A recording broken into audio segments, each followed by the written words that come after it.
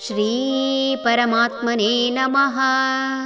ಶ್ರೀಮದ್ಭಗವದ್ಗೀತಾ ಅಥ ದಶಮೋऽಧ್ಯಾಯಃ.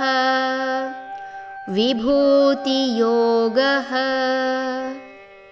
ದಂಡೋ ದಮಯತಾಮಸ್ಮಿ ನೀತಿರಸ್ಮಿ ಜಿಗೀಷತಾಂ. ಮೌನಂ ಚೈವಾಸ್ಮಿ ಗುಹ್ಯಾನಾಂ ಜ್ಞಾನಂ ಜ್ಞಾನವತಾಮಹಂ. ಶಾಸನ ಮಾಡುವವರಲ್ಲಿ ದಂಡನೆಯೂ ನಾನು. ಶಾಸನ ಮಾಡುವ ವ್ಯಕ್ತಿ ಬಹಳ ಜ್ಞಾನವಂತನಾಗಿರಬೇಕು. ಸಮಾಜದಲ್ಲಿ ಈ ಹಿಂದೆ ನಡೆದ ಹಾಗೂ ಮುಂದೆ ನಡೆಯಬಹುದಾದ ಅಪರಾಧ ಕೃತ್ಯಗಳ ಅರಿವು ಇರಬೇಕು. ಕೇವಲ ಈ ಹಿಂದೆ ನಡೆದ ಅಪರಾಧಕ್ಕೆ ಮಾತ್ರ ಕಾನೂನು ಮಾಡಿದರೆ ಸಾಲದು. ಸಮಾಜದಲ್ಲಿ ಯಾವುದೇ ರೀತಿಯ ಅಪರಾಧ ಕೃತ್ಯಗಳನ್ನು ನಡೆಸಲು ಮನಸ್ಸಾಗದಂತಹ, ಭಯ ಬರುವಂತಹ ದಂಡನೆಯಾಗಿರಬೇಕು. ಗರುಡ ಪುರಾಣವನ್ನು ನಂಬಿ ಅನುಸರಿಸುವಂತಹವರು ಯಾವುದೇ ತಪ್ಪುಗಳನ್ನು ಮಾಡಲು ಭಯಭೀತರಾಗುತ್ತಾರೆ. ತಾವು ಮಾಡಲಿರುವ ತಪ್ಪಿಗೆ ಇರುವ ದಂಡನೆಯನ್ನು ನೆನೆದು ಸಣ್ಣದಾಗಿ ಬೆವರಿ, ಬೇಡ, ಇಂತಹ ಕೆಲಸ ಬೇಡವೇ ಬೇಡ ಎಂಬ ತೀರ್ಮಾನಕ್ಕೆ ಬರುವುದನ್ನು ಕಾಣಬಹುದು. ಧರ್ಮ ಇರುವುದು ಯಾವುದೇ ದಂಡಾಧಿಕಾರಿ ಅಥವಾ ರಾಜ ಇಲ್ಲದಿದ್ದರೂ ಸಮಾಜದಲ್ಲಿ ಯಾವುದೇ ಅಹಿತಕರ ಘಟನೆಗಳು ನಡೆಯದಂತೆ ಜ್ಞಾನದಿಂದ ಕಟ್ಟಿಹಾಕಿ ಸಕಲ ಜೀವಿಗಳನ್ನು ತನ್ನಂತೆ ಪ್ರೀತಿಸಿ ಸಮಾಜದಿಂದ, ಪರಿಸರದಿಂದ ಪಡೆದಿರುವುದಕ್ಕೆ ಕೃತಜ್ಞತಾಭಾವದಿಂದ ಬದುಕಿ ಪ್ರಾಮಾಣಿಕ ಸೇವೆ ಮಾಡುವಂತೆ ಪ್ರೇರೇಪಿಸುವುದಕ್ಕೆ ಹೊರತು ಧರ್ಮದ ಹೆಸರಲ್ಲಿ ಇನ್ನೊಬ್ಬರನ್ನು ಕಟ್ಟಿಹಾಕುವುದಕ್ಕಲ್ಲ. ಯಾರು ಧರ್ಮಭ್ರಷ್ಟರಾಗುತ್ತಾರೆ ಅಂತಹವರಿಗೆ ದಂಡನೆಯ ಅವಶ್ಯಕತೆ ಇದೆ. ಈ ಧರ್ಮಭ್ರಷ್ಟರನ್ನು ಶಿಕ್ಷಿಸುವ ಜ್ಞಾನ ಅಂದರೆ ದಂಡನೆಯು ನಾನು ಎನ್ನುವುದರ ಮೂಲಕ ಮನುಷ್ಯನ ಕಷ್ಟ ನಷ್ಟಗಳಿಗೆ ಆತನ ಧರ್ಮಭ್ರಷ್ಟ ಕರ್ಮಗಳು ಕಾರಣ ಹೊರತು ಶಿಕ್ಷಿಸುವ ವ್ಯಕ್ತಿಯಾಗಲಿ ಅಥವಾ ಶಾಸನವನ್ನು ಬರೆಯುವವನಾಗಲಿ ಅಲ್ಲ ಎನ್ನುತ್ತಿದ್ದಾನೆ ಭಗವಂತ. ಜಯಾಭಿಲಾಷೆ ಉಳ್ಳವರಲ್ಲಿ ರಾಜನೀತಿಯು ನಾನು.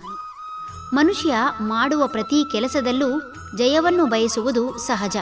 ಆದರೆ ಎಲ್ಲ ಮನುಷ್ಯರಿಗೂ ಗೆಲುವು ಸಾಧಿಸುವುದಕ್ಕೆ ಸಾಧ್ಯವಿಲ್ಲ.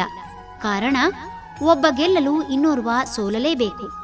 ವ್ಯಕ್ತಿಗೆ ಪ್ರಯತ್ನ ಮಾಡಲು ಗೆಲ್ಲಬೇಕೆಂಬ ಮನಸ್ಥಿತಿ ಇರಬೇಕಾದ್ದು ಸಹಜ.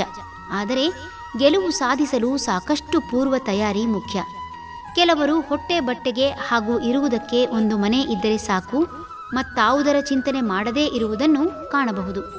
ಕೆಲವರಿಗೆ ಪ್ರತಿ ತಿಂಗಳು ಸಂಬಳ ಬರುವ ಕೆಲಸ ಸಿಕ್ಕರೆ ಸಾಕು, ಅಷ್ಟರಲ್ಲೇ ತೃಪ್ತಿಪಟ್ಟುಕೊಂಡು ಬರುವ ಸಂಬಳದಲ್ಲಿ ಜೀವನ ನಿರ್ವಹಣೆ ಮಾಡುತ್ತಾ ತಮ್ಮ ಜೀವನ ಕಳೆಯುವುದನ್ನು ಕಾಣಬಹುದು. ತಮ್ಮ ಜ್ಞಾನ ಹೆಚ್ಚಿಸಿಕೊಂಡು ಉತ್ತಮ ಪ್ರಯತ್ನ ಮಾಡಿ ಬೇರೆ ಬೇರೆ ರಂಗಗಳಲ್ಲಿ ತಮ್ಮನ್ನು ತೊಡಗಿಸಿಕೊಂಡು ಜನರನ್ನು ಆಕರ್ಷಿಸುತ್ತಾ ಬೆಳೆಯುವ ಜನರನ್ನು ಕಾಣಬಹುದು. ಕೆಲವರಿಗೆ ಹೆಚ್ಚು ಹೆಚ್ಚು ದುಡಿದು ತಮ್ಮ ಸ್ಥಾನಮಾನ ಹೆಚ್ಚಿಸಿಕೊಳ್ಳಬೇಕೆಂಬ ಆಸೆಯಾದರೆ, ಇನ್ನು ಕೆಲವರಿಗೆ ಹೆಚ್ಚು ಹೆಚ್ಚು ಆಸ್ತಿ ಹಾಗೂ ಭೋಗ ವಸ್ತುಗಳನ್ನು ಕೊಂಡು ಅನುಭವಿಸುವ ಆಸೆ. ಇನ್ನೂ ಕೆಲವರಿಗೆ ರಾಜನಾಗಿ ಇನ್ನೊಂದು ದೇಶದ ಸಂಪತ್ತನ್ನು ತನ್ನದಾಗಿಸಿಕೊಳ್ಳುವ ಆಸೆ. ಪ್ರಜಾಪ್ರಭುತ್ವದಲ್ಲಿ ತನ್ನ ಸ್ಥಾನ ಹೆಚ್ಚಿಸಿಕೊಂಡು ಮಂತ್ರಿಯೋ ಅಥವಾ ಪ್ರಧಾನಮಂತ್ರಿಯಾಗುವ ಬಯಕೆ. ಈ ರೀತಿಯ ಜಯದ ಅಭಿಲಾಷೆ ಇರುವವರಿಗೆ ಅದನ್ನು ಈಡೇರಿಸಿಕೊಳ್ಳಲು ಆಕ್ರಮಣಕಾರಿ ಹಾಗೂ ಕೌಶಲ್ಯಯುತವಾದ ಮತ್ತು ಎದುರಾಳಿಯ ದೌರ್ಬಲ್ಯ ಹಾಗೂ ಶಕ್ತಿಯನ್ನು ಅರಿತು ಮಣಿಸಲು ಮಾಡಬೇಕಾದ ಉಪಾಯಗಳು ಇರಬೇಕಾದ್ದು ಸಹಜ. ಇಂತಹ ರಾಜನ ಕೌಶಲ್ಯಕ್ಕೆ ಕಾರಣವಾಗುವ ಜ್ಞಾನವೇ ತಾನು ಎನ್ನುವುದರ ಮೂಲಕ ಜಯದ ಅಭಿಲಾಷೆ ಇರುವ ಎನ್ನುವವ ನೆಪ ಮಾತ್ರ. ಅದರ ಹಿಂದಿನ ನೀತಿಗೆ ಕಾರಣ ತಾನು ಎನ್ನುವುದನ್ನು ತಿಳಿಸುತ್ತಿದ್ದಾನೆ ಭಗವಂತ.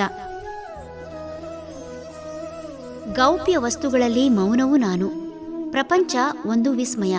ಇಲ್ಲಿ ಯಾವಾಗ ಯಾವುದು ಗೋಚರಿಸುತ್ತದೆ ಅಥವಾ ಯಾವುದು ತನ್ನ ಅಸ್ತಿತ್ವ ಕಳೆದುಕೊಂಡು ಬೀಜರೂಪವನ್ನೋ ಅಥವಾ ನಾಮಾವಶೇಷವಾಗುತ್ತದೆ ತಿಳಿಯದು.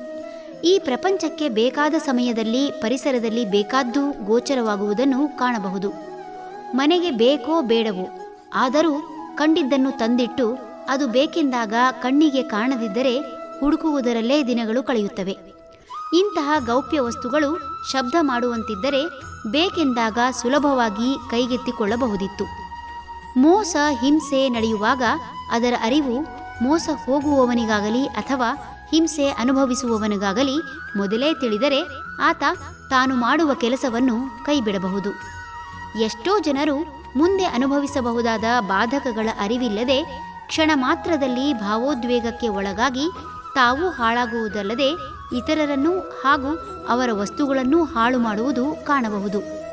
ಭಾವೋದ್ವೇಗಕ್ಕೆ ಒಳಗಾಗಿ ತನ್ನ ಸ್ಥೀಮಿತತೆ ಕಳೆದುಕೊಳ್ಳುವ ಬದಲು ಆ ಸಮಯದಲ್ಲಿ ಮೌನ ವಹಿಸಲು ಸಾಧ್ಯವಾಗಿದ್ದರೆ ಭಾವೋದ್ವೇಗಕ್ಕೆ ಒಳಗಾಗಿ ಭಾವಪರವಶತೆಯಿಂದ ಅಹಿತಕರ ಘಟನೆಗಳು ನಡೆಯದಂತೆ ತಡೆಯಬಹುದಿತ್ತು.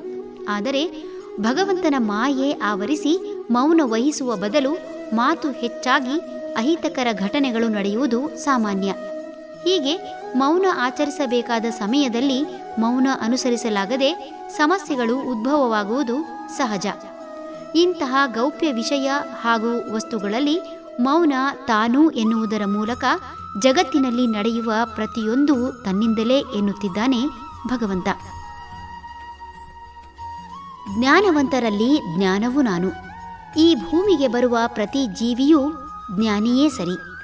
ಈ ಭೂಮಿಯಲ್ಲಿ ಬದುಕಲು ಒಂದಿಷ್ಟು ಜ್ಞಾನ ಬೇಕೇ ಬೇಕು. ಜ್ಞಾನವಿಲ್ಲದೆ ಈ ಭೂಮಿಯ ಮೇಲೆ ಯಾವ ಜೀವಿಯೂ ಬದುಕಲು ಅಸಾಧ್ಯ.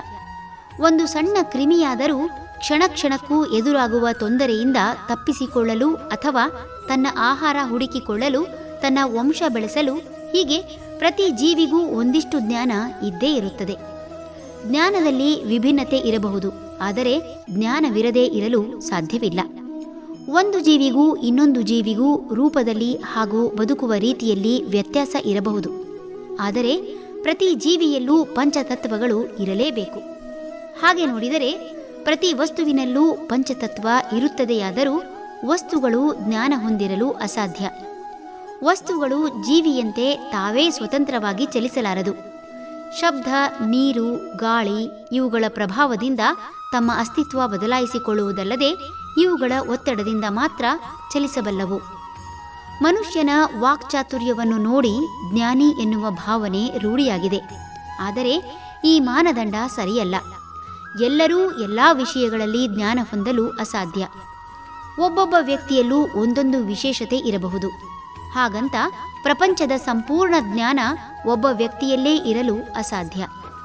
ಹೇಗೆ ಒಂದು ವ್ಯಕ್ತಿಯ ಮುಖದಂತೆ ಇನ್ನೊಂದು ವ್ಯಕ್ತಿ ಇರಲು ಅಸಾಧ್ಯವೋ ಅದೇ ರೀತಿ ಒಂದೇ ರೀತಿಯ ಜ್ಞಾನವಿರಲು ಅಸಾಧ್ಯ. ಕಾರಣ ಪ್ರತಿ ಜೀವಿ ಬಂದಿರುವುದು ಕರ್ಮ ಕಾರಣಕ್ಕಾಗಿ. ಎಲ್ಲ ವ್ಯಕ್ತಿಗಳಿಗೂ ಒಂದೇ ರೀತಿಯ ಜ್ಞಾನವಿದ್ದರೆ ವೈವಿಧ್ಯಮಯ ಜಗತ್ತು ಸೃಷ್ಟಿಯಾಗಲು ಅಸಾಧ್ಯ. ಬದಲಾವಣೆ ಜಗದ ನಿಯಮ. ಈ ನಿಯಮ ಪಾಲಿಸಲು ವಿವಿಧ ಜ್ಞಾನಿಗಳ ಹುಟ್ಟು ಮುಖ್ಯ. ಇಂತಹ ಜ್ಞಾನವೇ ತಾನು ಎನ್ನುವುದರ ಮೂಲಕ ಜಗತ್ತಿನ ಪ್ರತಿಯೊಂದು ಜೀವಿಯ ಕರ್ಮದ ಉತ್ಪತ್ತಿಗೆ ಕಾರಣ ತಾನು ಎನ್ನುತ್ತಿದ್ದಾನೆ ಭಗವಂತ. ಹರಿ ಓಂ ತತ್ಸತ್.